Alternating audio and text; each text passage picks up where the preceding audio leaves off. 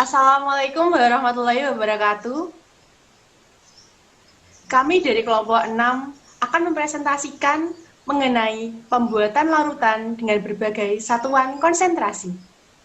Sebelumnya, saya, Dian Anggoroeni Dwi Jayanti, dan kedua teman saya, Luluk Novi Hidayanti dan Rodiah Amin Hamidah.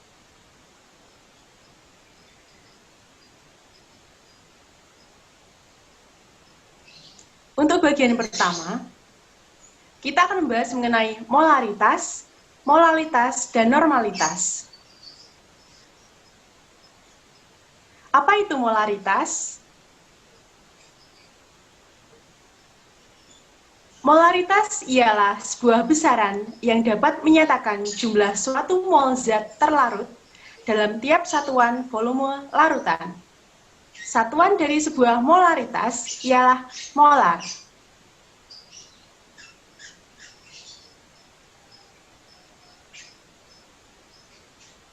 Rumus molaritas.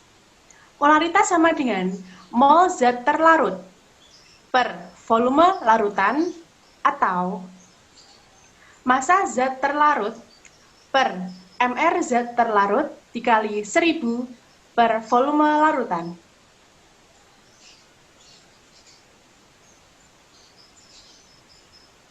Yang kedua, molalitas. Apa itu molalitas?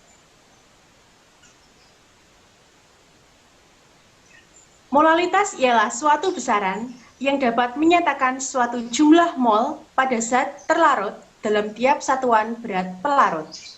Satuan dari sebuah molalitas ialah molal atau M yang sama dengan mol per kilogram. Rumus dari molalitas adalah mol zat terlarut per massa pelarut atau massa zat terlarut per mR zat terlarut dikali 1000 per massa pelarut. Yang ketiga, normalitas. Apa itu normalitas? Normalitas yaitu satu besaran yang bisa menyatakan jumlah pada mol ekivalen zat terlarut pada setiap satuan volume larutan. Satuan dari normalitas ialah normal atau N yang sama dengan mol ekivalen per liter.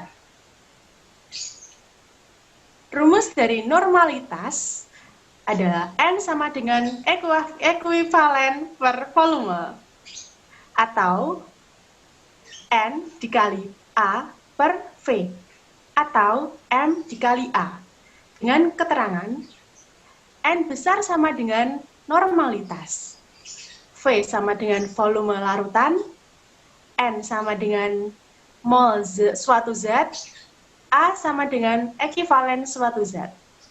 Selanjutnya akan dilanjutkan teman saya, Lulu. Pada bagian yang kedua ini, saya akan menyampaikan tentang persen berat atau massa. Pengertian dari persen berat atau massa itu sendiri adalah massa suatu zat dalam 100 gram larutannya. Rumus persen massa adalah persen per massa. Rumusnya persen zat terlarut sama dengan massa zat terlarut dibagi massa larutan dikali 100%, atau massa zat terlarut per massa larutan dikali 100%. Lalu yang kedua adalah persen volume. Persen volume adalah satuan yang menunjukkan volume suatu zat dalam 100 ml larutannya. Rumus persen volume adalah sebagai berikut, yaitu volume zat terlarut dibagi volume larutan dikali 100%.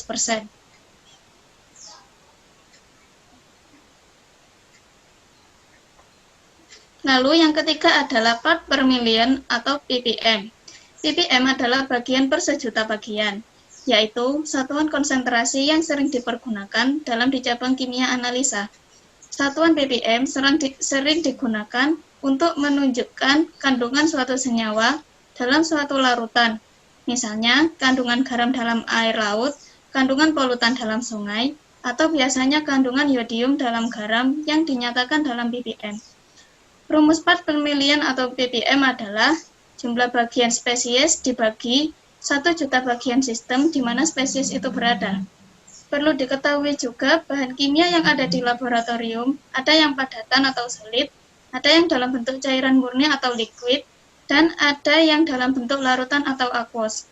Nah, dalam praktikum biasanya kita menggunakan semua bahan tersebut, tergantung dari jenis percobaannya. Lalu presentasi yang selanjutnya akan dilanjutkan oleh rekan saya yang bernama Rodia Amin Hamidah. Selanjutnya, saya akan menjelaskan tentang cara pembuatan larutan. Cara pembuatan larutan itu dibagi menjadi dua. Yang pertama, ada pembuatan larutan secara langsung atau yang disebut standar primer. Dan yang kedua, pembuatan larutan melalui pengenceran larutan pekat atau yang disebut standar sekunder. Yang pertama, pembuatan langsung atau standar primer. Pembuatan larutan secara langsung adalah membuat suatu larutan dari suatu bahan dengan cara menimbang langsung bahan kimia yang akan dibuat menjadi larutan. Misalnya, kita akan membuat larutan NaOH 1 molar sebanyak 1 liter. Hal pertama yang kita lakukan adalah menghitung gram padatan NaOH yang akan kita larutkan. Rumusnya menggunakan rumus molaritas ya teman-teman, yaitu M sama dengan gram per mr kali 1000 per volume. Diketahui molaritasnya sama dengan 1, ARNA sama dengan 23, ARO sama dengan 16, ARH sama dengan 1, dan volumenya 1000 ml atau 1 liter. Pembahasan. Kita masukkan angka-angka tadi ke dalam rumus molaritas dan dihasilkan 40 gram. Jadi, massa NaOH yang kita butuhkan untuk membuat larutan NaOH sebesar 1 molar sebanyak 1 liter adalah 40 gram. Setelah kita menghitung gram zat yang dilarutkan, maka selanjutnya adalah kita menimbang NaOH sebanyak 40 gram.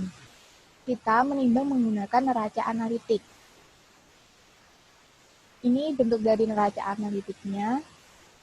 Biasanya, dalam menimbang kita menggunakan gelas kimia dan gelas arloji sebagai alas untuk menimbang.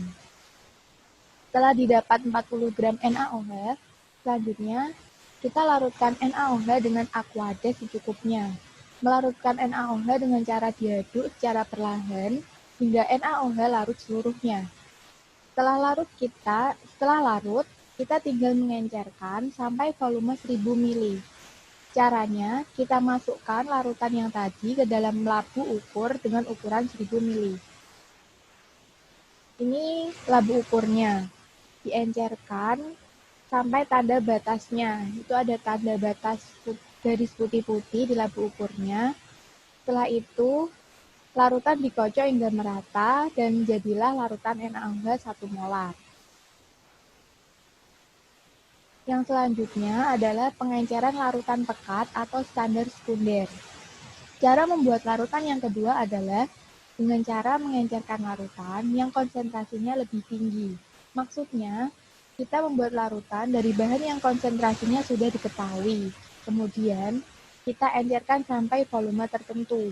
Misalnya, kita mempunyai larutan NaOH 10 molar. Lalu, kita ditugaskan untuk membuat larutan NaOH 2 molar. Maka, kita bisa menggunakan cara yang kedua ini.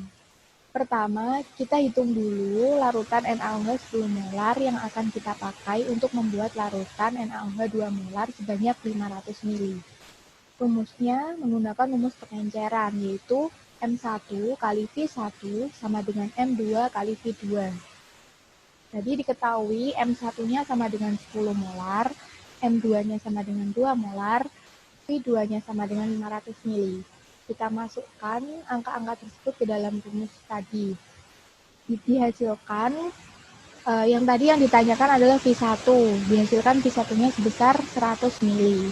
Jadi, volume yang kita butuhkan untuk membuat larutan NaOH sebesar 2 molar dengan volume 500 ml, yaitu dari NaOH 10 molar adalah 100 ml. Setelah itu, Langsung saja diambil larutan N-10 molar sebanyak 100 ml, kemudian diencerkan dengan labu ukur ukuran 500 ml. Pengencerannya sama seperti yang di bagian satu tadi, bagian yang pertama.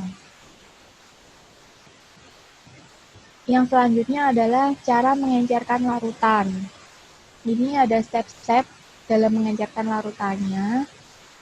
Untuk step yang pertama yaitu siapkan alat-alat yang digunakan. Biasanya menggunakan labu ukur, pipet ukur, gelas ukur, dan karet penghisap. Yang kedua, siapkan bahan yang akan diencerkan.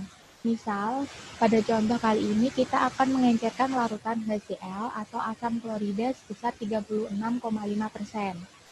Tentukan berapa konsentrasi yang akan dibuat beserta volume yang diinginkan. Selanjutnya, hitung volume yang dibutuhkan dengan menggunakan rumus pengenceran. Setelah volumenya ketemu, ambil larutan HCl sebesar 36,5% dengan pipet ukur dengan volume yang sesuai dengan hasil perhitungan. Masukkan larutan tersebut ke dalam labu ukur. Lalu, tambahkan aquades atau air suling hingga tanda batas volume labu ukur. Kemudian, goyangkan agar bercampur secara homogen. Tutup labu ukur yang berisi larutan yang telah dibuat menggunakan tutupnya, atau tutup dengan menggunakan aluminium foil, lalu kocok larutan tersebut hingga merata. Berilah label pada labu ukur dan jangan lupa menuliskan tanggal pembuatan larutan. Label harus berisi nama larutan, konsentrasi larutan, dan tanggal pembuatan. Jika memungkinkan, tambahkan identitas pembuatnya. Baik, sekian materi dari kelompok kami. Jika ada yang ditanyakan, audiens bisa menuliskan di kolom komentar nanti.